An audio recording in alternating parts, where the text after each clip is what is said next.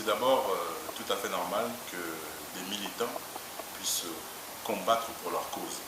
Donc sur un plan du militantisme, je ne vais pas accuser ces jeunes-là. Et lorsqu'il y a des déboires, donc des casses et des intoxications contre la vie politique et la vie des citoyens congolais, cela doit être totalement réprimandé et mis de côté.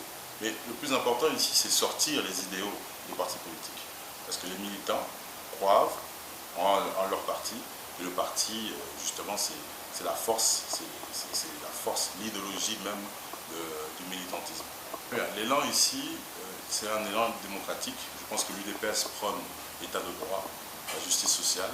Et s'il faut que certains soient sanctionnés parce que justement il y a eu peut-être un mauvais comportement au sein des institutions, je pense que la grandeur veut que nous puissions l'accepter et puissions continuer à discuter. Le dialogue, le Parlement, c'est justement la parole, c'est le dialogue.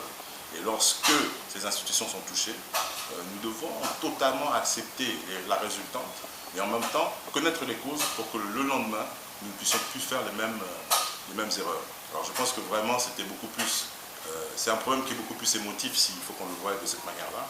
Nous demanderons aux militants de l'UDPS de pouvoir analyser scrupuleusement les détails des différentes raisons pour lesquelles M. Jean-Marc Aboun a été mis de côté. Mais nonobstant tout cela, il faut continuer à discuter. Je pense que le FCC et le CACH sont une coalition et cette coalition doit continuer à réfléchir, continuer à des fois se chamailler pour le bien-être de l'État congolais et des Congolais en général. Ce que nos frères de l'UDPS et des partis politiques doivent continuer à comprendre, c'est qu'il ne faut pas revenir avec le dictat. Nous avons passé l'époque de la dictature dans ce pays-ci.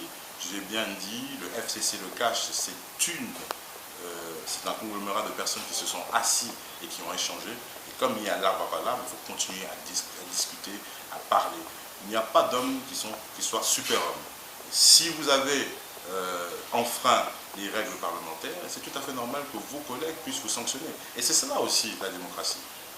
Nous pensons tout simplement qu'il faudra continuer à discuter, continuer à laisser l'ouverture aux uns aux autres pour qu'ils puissent s'entendre. Mais lorsqu'on commence à avoir des dictats devant le Parlement, il y aura un blocage à l'interne. Et c'est un blocage que moi je considère totalement minime, de demander à chacun de pouvoir grandir en politique. Grandir en politique, c'est savoir aussi accepter et encaisser les coups.